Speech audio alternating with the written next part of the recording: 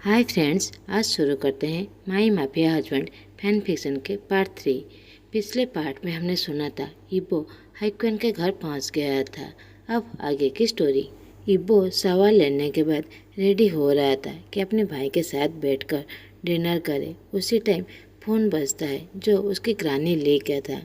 ग्रानी ली इबो के घर में खाना बनाते हैं। जब उसके पेरेंट्स जिंदा थे तब से वो उनके घर में काम करता है। जब इबो के मदर की डेथ हो गई तो उन्होंने ही इबो को माँ का प्यार दिया।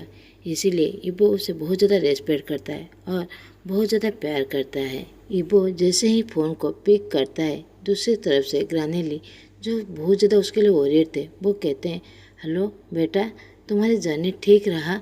तुम अपने भाई के घर ठीक ठाक पहुँच गए? इबो कहता है, यस ग्रानी माँ, मैं ठीक ठाक पहुँच गया। प्लीज़ मेरे लिए वरीड मत होइए, मैं पूरी तरह ठीक ठाक हूँ। अब मैं छोटा बच्चा नहीं हूँ। वो लास्ट में चक्कर करने लगता है। ग्रानी ली कहते हैं, मैं तुम्हारे लिए बहुत ज़्यादा वरीड हूँ। तुमने खाना खाया और तुमने जैसे पहुँच गए मुझे कॉल करके क्यों नहीं बताया? हाँ हाँ, मुझे पता है इस बूढ़ी औरत पर तुम हंस रहे हो। तो इबो कहता है, सॉरी ग्रानी, मैं बहुत ज़्यादा टायर्ड हो गया हूँ, अभी सोना चाहता हूँ। मैंने अभी तक डिनर नहीं की, अभी जा ही रहा था। तो ग्रानी कहती है, ठीक है, तो अपना ख्याल रखना। इबो फ़ोन को साइड में रखकर वो डाइनिंग एरिया के पास चला जाता है। अब डाइनिंग टेबल पर हाइक्वान इबो का इंतज़ार कर रहा था। जैसे ही वो इबो को देखता है उसे बैठने के लिए कहता है और उसे कहता है, मैंने तुम्हारे चॉइस की सारे खाना प्रिपेयर किया है। और वो खड़े होकर उसे खाना सर्व करने लगता है। इबो भाई का ऐसा प्यार देखकर उसे बचपन की बातें याद आने लगता है कि बचपन में वो दोनों साथ में खाना खाते थे। उनकी माँ के डेथ के बाद उसके भाई हाइक्वान और ग्रानी ने ही उसका ख्याल रखा था। मगर कुछ साल बाद उसके भाई आगे की पढ़ाई के लिए यूएस आ गए थे और कुछ दिनों बाद उसके पापा के भी डेथ हो गया था, जिसके वजह से इबो पूरी तरह अकेला हो गया था। ये सोचते हुए उसके आंखों से आंसू आने लगते हैं। हाइक्वान प्यारे से मुस्कुराहट देते हुए इबो के आंखों से आंसू पोंछते हुए कहता है, तुम्हें पता है इबो, मैं भी तुम्हें बहुत ज़्यादा मिस करता था। क्योंकि उसे पता था इबो की आंखों के आंसू ही बताता है कि वो अपने बड़े भाई से कितना ज़्यादा मिस करता है। इसके बाद दोनों भाई साइलेंटली खाना खाने लगते हैं।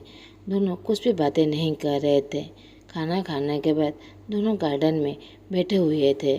अब रात का वक्त था, दोनों साइलेंटली बैठे हुए थे। इबो डिसाइड करता है कि वो पहले साइलेंट को ब्रेक करेगा। वो धीरे से कहता है, भाई आपने कॉल करके मुझे यहाँ पर क्यों बुलाया? तो हाइक्वान कहता है, क्योंकि मैं तुम्हें बहुत ज़्यादा मिस कर रहा था। कितने दिनों से मैंने तुम्हें नहीं देखा था। इबो कहता है, भाई मुझे पता है ये रीज़न नहीं है, फिर भी अब मुझे बताइए क्या हुआ है?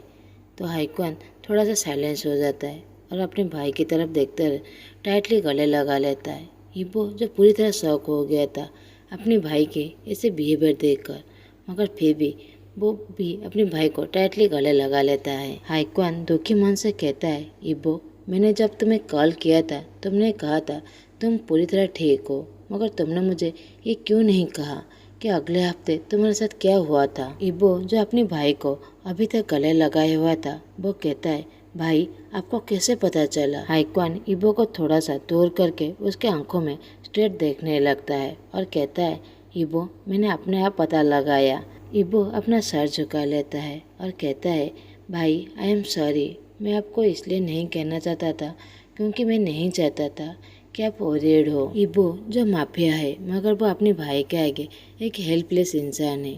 वो पूरी दुनिया के लिए रूड क्रूएल हो सकता है, मगर अपने भाई के लिए अभी वो एक छोटा बच्चा है जो सॉफ्ट हार्टेड है। एक हफ्ते पहले इबो राइट शोल्डर पर बहुत ज़्यादा इंजरीज हो गया था। उसके आसपास कोई डॉक्टर नहीं थे। उस वक्त उसे बहुत ज़्यादा ब्लड लॉस हो गया था, जिसके वजह से उसे 2 दिनों तक बेड रेस्ट लेना पड़ा था।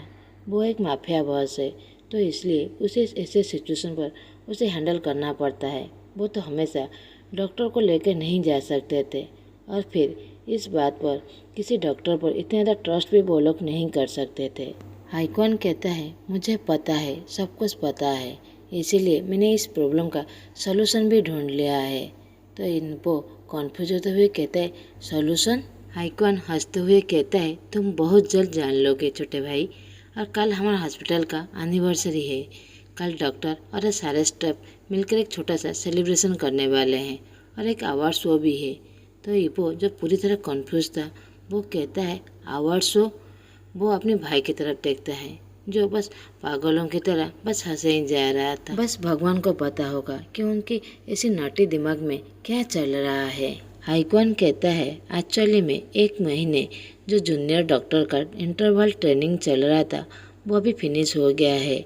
उन्हीं के अंदर एक को अवार्ड मिलेगा जो मोस्ट पंक्चुअल होगा, इंटेलिजेंट और टैलेंटेड डॉक्टर होगा और उसे चांस मिलेगा चाइना के नंबर 1 हॉस्पिटल में काम करने का। इबो जो कन्फ्यूज था वो और ज़्यादा कन्फ्यूज हो जाता है और कहता है भाई कोई क्यों यूएस छोड़कर चाइना जाना चाहेगा। आइकॉन कहता है इबो हमारे हॉस्पिटल में बहुत ज़्यादा डॉक्टर है जो चाइना के हैं। वो बस चाइना जाना चाहते हैं मगर कुछ रीजन के वजह से वो यूएस में रुके हुए हैं। बस हम उनकी थोड़ी सी मदद कर रहे हैं। तो इबो कहता है ओ तो फिर आप मुझसे क्या चाहते हैं। तो हाइक्वान कहता है मैं बस इतना चाहता हूँ कि तुम कल सेलिब्रेट में अटेंड करो। इबो कहता है ठीक है भाई मगर मुझे कुछ काम है इसलिए मैं जल्दी ही सेलिब्रेशन से वहाँ से चला जाऊँगा। हाइक्वान कहता है ठीक है ओके गुड नाइट। ये कहकर वो इबो को गार्डन में अकेला छोड़कर वो अपने रूम की तरफ चला जाता है। इबो कहता है ओके गुड नाइट भाई मगर उसे ऐसा लग रहा था जैसे कुछ गलत हो रहा है। उसके भाई के दिमाग में कुछ गलत चीज़ चल रहा है। उसी समय उसका फ़ोन बजता है। इबो कॉल को पिक करते हुए कहता है हाँ क्या हुआ तुमने उसे ढूंढ लिया। दूसरी तरफ से एक इंसान कहता है यस बॉस मैंने शाहजहां के बारे में सारे इन्फॉर्मेशन ढूंढ ली है मगर मैं सारी बातें फ़ोन में नहीं कह सकता। आप प्लीज़ मुझे कल 3 बजे रेस्टोरेंट में मिल सकते हैं। इबो कहता है ठीक है। ये कहकर वो कॉल को कट कर देता है और मन में सोचता है अब गेम बहुत ज़्यादा इंटरेस्टिंग होने वाला है। अब तुम लोग मुझसे कब तक छुपा के रख पाओगे शाहजहां को। अब हमें शाहजहां का अपार्टमेंट दिखाया जाता है जहाँ पर शाहजहां एक स्लीपिंग बेबी की तरह वो कंफर्टेबली सोया हुआ था। 8 बज चुके थे। उसकी नानी चेक करने के लिए आए थे। जैसे ही वो देखते हैं कि जहान सोया हुआ है उसे उठाने लगते हैं। ग्रानी यू कहते हैं जान जल्दी उठो तुम लेट हो गए हो। वो उसे हिलाते हुए उठाने की कोशिश कर रहे थे मगर जान बनी अभी मूड नहीं था उठने का। तो वो कहता है प्लीज़ आंटी यू मुझे और थोड़ी देर सोने दीजिए। ग्रानी यू कहते हैं और थोड़ी देर तुम्हें पता है टाइम कितना हुआ है 8 बज चुके हैं। जान धड़पड़ते उठते हुए कहता है क्या कितना बजा है। और वो घड़ी की तरफ देखने लगता है और शौक होते हुए कहता है ओ माय गॉड मैं लेट हो गया। आंटी मेरे लिए ब्रेकफास्ट रेडी कर दीजिए मैं बस 15 मिनट में नीचे आता हूँ। ये कहकर वो टॉवेल लेकर बाथरूम की तरफ चला जाता है। रानी हंसने लगते हैं कि ये बच्चा कब बड़ा होगा। ये कहकर वो किचन रूम की तरफ चले जाते हैं। जान रेडी होकर ब्रेकफास्ट खाने के लिए नीचे आ जाता है। आंटी यू उसे खाना देते हुए कहते हैं ये तुम्हारा ब्रेकफास्ट है। मगर जान जो फ़ोन में चैटिंग करने में बिजी था तो वो कहता है थैंक यू आंटी यू और खाना चबाते हुए कहता है आंटी आपको पता है आज मेरा कितना ज़्यादा इम्पोर्टेंट डे है। तो ग्रानी यू कहते हैं मुझे पता है बेबी जान मैं कैसे भूल सकता हूँ आज के दिन को। और एक टिश्यू पेपर से उसके माउथ के साइड को वाइप करते हुए कहते हैं तुम्हारी हर चीज़ मुझे हमेशा याद रहता है। जान कहता है अगर मैं अवार्ड जीत गया तो मेरे डैड मुझ पर बहुत ज़्यादा प्राउड फील करेंगे। मैं वो सब कुछ करना चाहता हूँ जिससे डैड मुझ पर बहुत ज़्यादा प्राउड करे। आंटी यू जान के हेड को केयर करते हुए कहता है तुम्हें पता है बेबी तुम्हारे डैड तुम्हें बहुत ज़्यादा प्यार करते हैं और मैं श्योर हूँ तुम ज़रूर जीत जाओगे। मैं तुम्हारी हर फेवरेट चीज़ डिनर में बना दूँगा। जान अपना ब्रेकफास्ट ख़त्म करके अपने रूम की तरफ चला जाता है और मिरर के सामने खड़े होकर वो अपने आप को देखने लगता है कि वो ठीक ठाक दिख रहा है या नहीं। और वो फ़ोन और बैग लेकर हॉस्पिटल की तरफ जाने लगता है। अब हमें हाइक्वान का घर दिखाया जाता है। हाइक्वान अपने भाई की तरफ देखते हुए कहता है वाह इबो तुम बहुत ज़्यादा हैंडसम दिख रहे हो। इबो कहता है थैंक यू गा मगर मैं तो हर दिन ऐसा ही दिखता हूँ। ये कहकर वो गिगल करने लगता है। ईबो जो पूरे वर्ल्ड के लिए एक क्रूएल माफिया है, स्ट्रीट है, स्कैरी है, कोल्ड सीओ है, मगर वो अपने भाई के आगे एक क्यूट पपी है। तो हाइक्वान कहता है, हाँ हाँ मुझे पता है, तुम अब बड़े हो गए हो, तुम्हें अभी अपने लिए एक पार्टनर ढूंढ लेना चाहिए, या फिर तुमने किसी को ढूंढ लिया है। ये कहकर वो हंसने लगता है। ईबो जो कुछ भी नहीं समझ पा रहा था, वो कहता है, भाई क्या मतलब है आपका? हाइक्वान अपने छोटे इडियट भाई के फोरहेड पर उंगली से हिट करते हुए कहता है, मेरा कहने का मतलब तुम्हारा कोई गर्लफ्रेंड या फिर बॉयफ्रेंड है? ऑफ कोर्स हाइक्वान को तो पता था कि उसका भाई कोई गर्ल्स पे कुछ भी इंटरेस्ट नहीं है, तो उसे छोड़ लगा कि उसके पास कोई बॉयफ्रेंड होगा। ईबो कहता है, ओ भाई आपको तो पता है मैं लोगों पर इतनी जल्दी भरोसा नहीं करता, और फिर मैं इस प्यार के रिलेशन में इतनी जल्दी नहीं फंसना चाहता। मैं बस अपने भाई पर ही भरोसा करता हूँ। आज तक मैंने ऐसे कोई पर्सन से नहीं मिला जो मेरे लिए परफेक्ट हो, क्योंकि भाई आपको तो पता है मैं बस एक एंजल को पाना चाहता हूँ जो सॉफ्ट और केयरिंग हार्ट हो, जिसके दिल में ढेर सारा प्यार हो।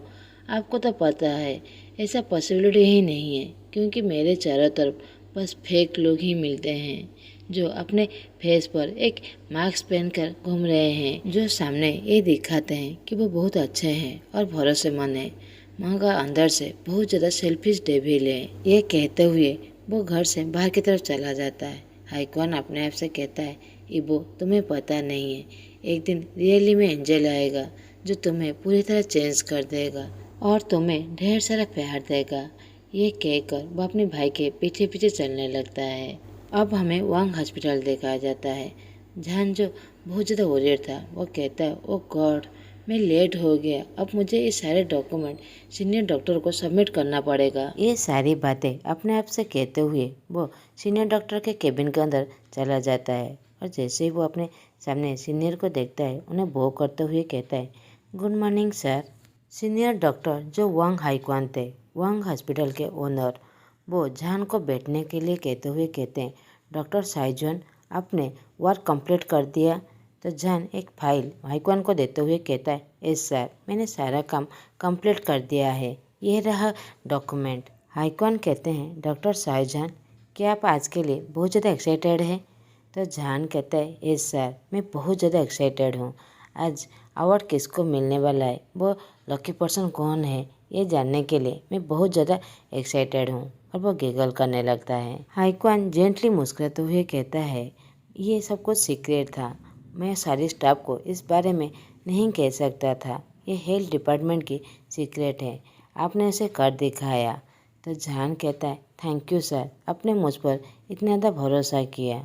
आप बस मेरे सीनियर नहीं हैं, आप मेरे बड़े भाई जैसे हैं, आपसे मैंने बहुत कुछ सीखा है सर, आपके सर कैसे झुकने दे सकता था। ऐसा कहकर वो रेस्पेक्टेबली उसे बो करने लगता है। तो हाइक्वान मुस्कुराते हुए कहता है, हाँ तुमने मेरा सर नहीं झुकने दिया, तुम मेरे छोटे भाई जैसे हो। जैन अपने सीट से खड़े होकर कहता है, सर अब मुझे जाना चाहिए। ये कहकर वो बो करते हुए उस रूम से चला जाता है। हाइक्वान अपने मन में सोचते हुए कहता है, आई एम सॉरी शाहजहान, मुझे पता है मैं गलत कर रहा हूँ, मुझे पता है मैं सेल्फिश हो रहा हूँ, मगर मैं अपने आप को नहीं रोक सकता।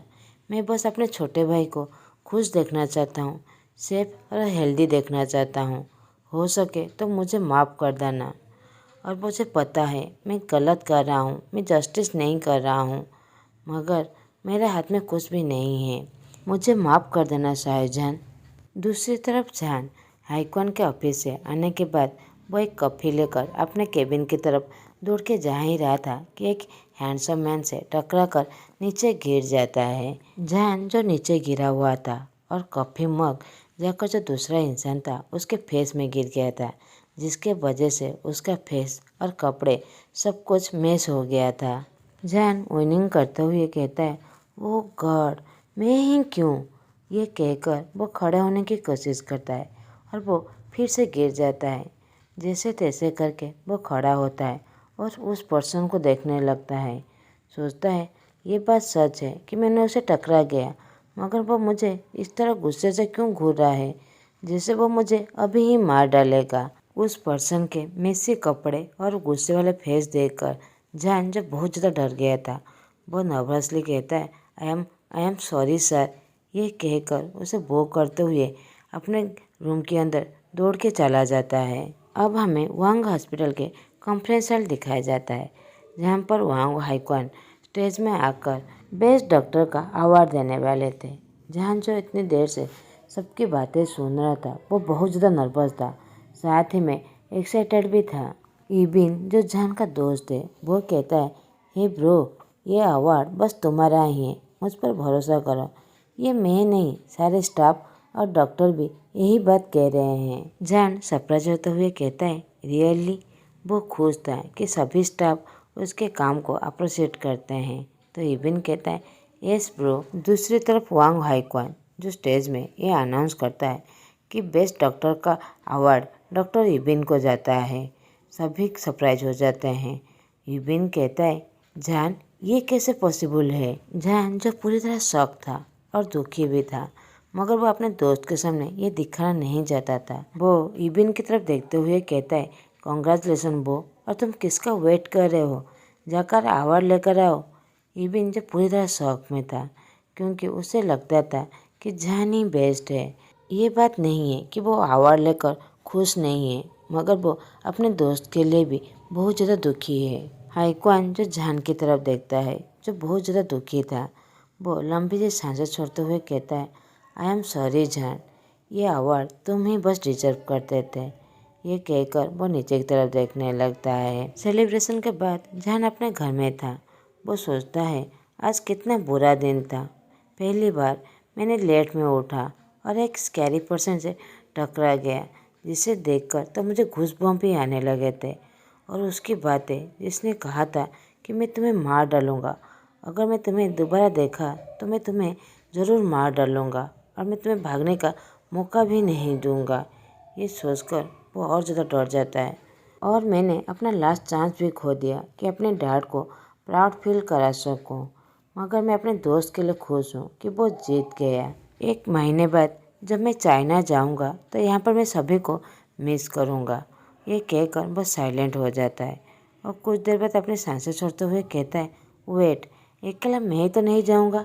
इबिन मेरा बेस्ट फ्रेंड, वो भी 1 महीने बाद चाइना में ही काम करेगा। हम दोनों एक साथ काम करेंगे और मुझे बहुत सारा चांस मिलेगा कि अपने डैड को प्राउड फील करा सकूं। ये कहकर वो मुस्कुराने लगता है।